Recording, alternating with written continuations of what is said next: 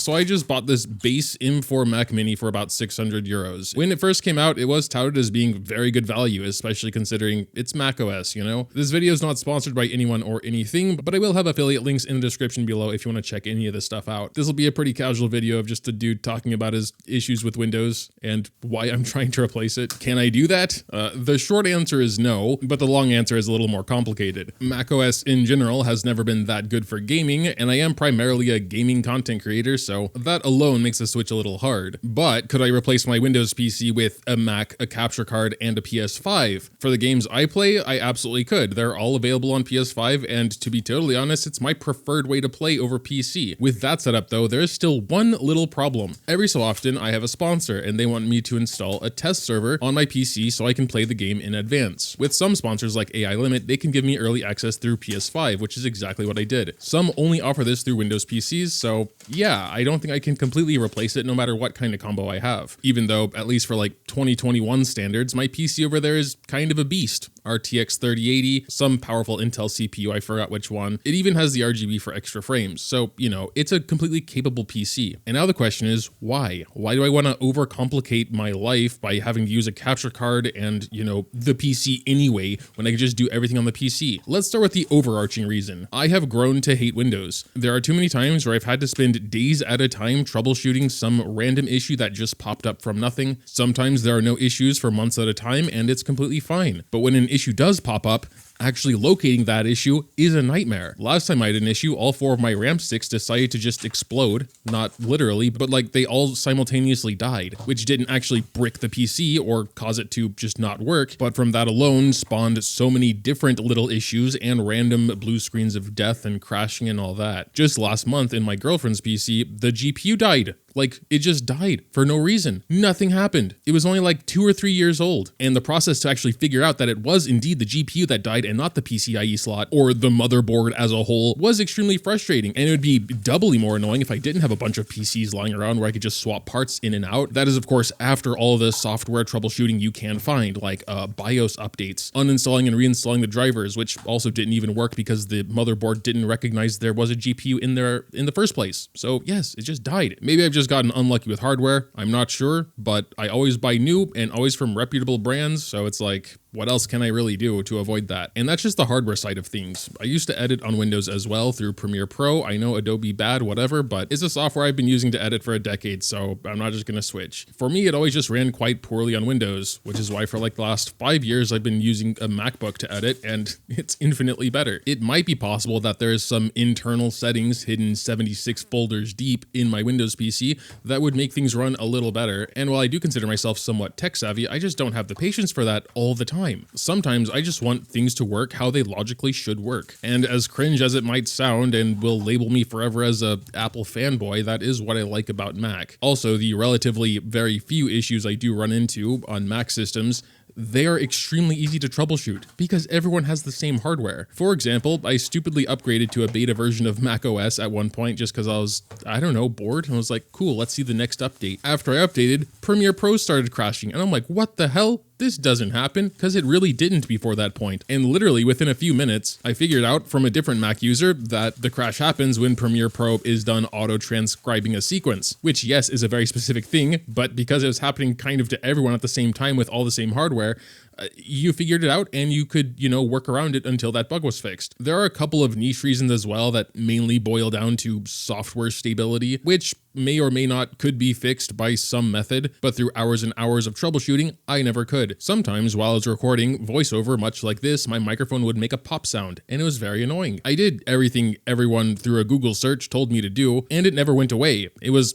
kind of hard to pinpoint as well because it was so random. I also had really random issues with OBS, which I'm currently also recording on, where it kind of just never actually started recording, even though it said it was. The encoder like instantly crashed without telling me, and I was none the wiser until 3 hours later, and just nothing was recorded. I couldn't even properly stop the recording. I had to close OBS, and there, it's gone, it's done. And when that happened, like, I don't know, 2 years ago, now every single time I start a recording, I go into my files and make sure there is actually a file there now. Little things like that just keep adding up and up and up. And I'm just kind of hoping they are at least much rarer on Mac than they were on Windows. This might be a hot take, but at least in my situation, the only thing Windows is better at is gaming. If/when that becomes good on Mac, I will never look back. Anyway, setting everything up here took me honestly several hours because I did run into issues. A big chunk of that time though was because of the capture card and OBS, I would say, but also just me being a little silly because when I was trying to actually add the capture card here,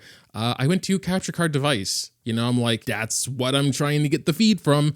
But that was apparently wrong. That didn't work. And I spent way too long trying to get this one to work when it's actually video capture device, which I should have been using. Even now, I honestly don't know why, but it doesn't matter. I was switching around so many cables thinking something was broken when it was literally just a setting here. But anyway, I am more or less set up now. I have my capture card recording scene here.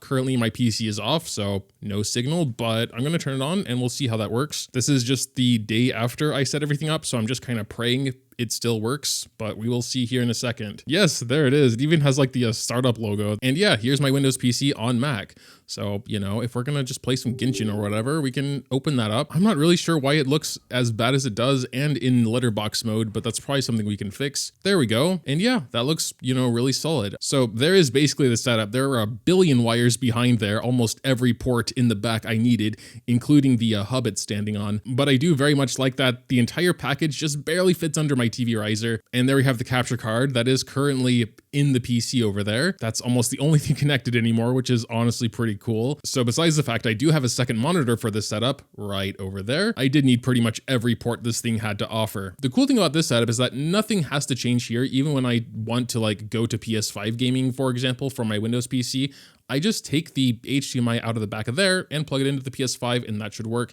Same with a Switch or whatever. Currently, I'm recording on OBS through my phone, as you can see up there, through the continuity camera, which is a really cool feature. My phone was just like, hey, this is a camera now for OBS. And here I am completely wirelessly, actually like almost no latency at all, which is crazy. This is how I plan to play/record. And I think that's fine because I do have a 48-inch TV, I believe, as a monitor, and I'm always playing windowed anyway. And I have here all the stuff I like to monitor anyway, you know, make sure my levels aren't too loud, make sure I actually am recording, blah, blah, blah. While I'm live streaming, for example, I can just read chat inside the game here because that's where it would be. What I'm seeing here is what's being recorded/sent out to the stream. So it's actually kind of better to have it like this instead of just having the game window and, you know, looking over at OBS every now and then to make sure everything is still fine. Having it like this does mean I kind of need to have two keyboards on my desk now and a trackpad for the Mac and a mouse for Windows.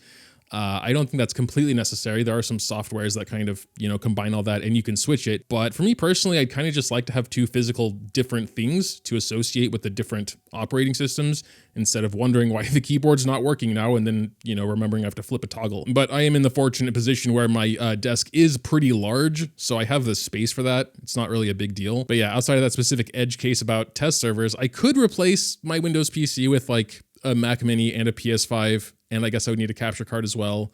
Not really need, because you can record directly to the PS5 and then import the footage, blah, blah, blah. You probably will need some storage as well if you are going for the base Mac Mini. Currently down there, I put a 4 terabyte SSD, which obviously isn't cheap. You could get away with 2 terabytes, even 1 terabyte, honestly. That's on my MacBook. And yeah, I do have to somewhat regularly, you know, destroy the large files like the raw footage. What I don't plan to do with the Mac Mini though is edit. I really like the flexibility of editing on a laptop and I'm just so used to it now with the trackpad even. But honestly, that was never even in the equation of replacing my Windows PC because I don't edit on that at all. Whether the Mac Mini would be powerful enough to edit, I think so. The M4 chip is pretty strong. I don't think it's going to be as strong as the M1 Max chip I have in my laptop. I did install Premiere Pro because there are some times that I need to look at some things frame by frame. And apparently the video I am recording right now at this very second, I can import. I almost don't want to. I'm recording via fragmented MOVs, I believe, but I'm going to do it and just kind of pray. So this is a 2-hour video. Yeah, you can see here I was like in the game just talking for a while because I didn't realize you couldn't see what I could see. And here I am like literally a few seconds ago in Premiere Pro. That is so strange to me, but also like cool at the same time if this doesn't break something, because every other time I wanted to look at something closer, slower, frame by frame, I'd have to stop the recording first and then import it. and then start again. So yeah, at the very least, that is super interesting. It's actually pretty fast at generating the peak file. This always takes a while, even on my laptop, but that was pretty fast. Like, sure, we can zoom in a little bit to get some more granularity in there. But dude, there's like no lagging at all. Wait, does that sound horrible? This is a fact, I do have a second monitor for this. No, it sounds fine. I mean, of course, at this moment, it's probably the least demanding this file will ever be for the system because I haven't done anything to it. No cuts, no effects, no transitions, whatever. But every time I'm on a new system, I do the scrub test, and this is actually very impressive for a $600 machine. I'm really looking forward to editing this video and seeing if there are any audio pops. I'm not totally ruling out the fact that it could be something with my microphone, its cable, the interface, its connection port, whatever. But yeah, now that everything is set up, I gotta say I'm actually really happy with how it turned out. Even if my Windows PC starts having issues again and like has a crash in the middle of a recording or even streaming session, it doesn't matter as much because it was just responsible for the game. You know, I turn it back on. And now that I've properly set up a capture card too, it just gives me the flexibility to unplug from PC, plug into whatever else. So that's pretty neat also. But yeah, I guess that'll pretty much do it.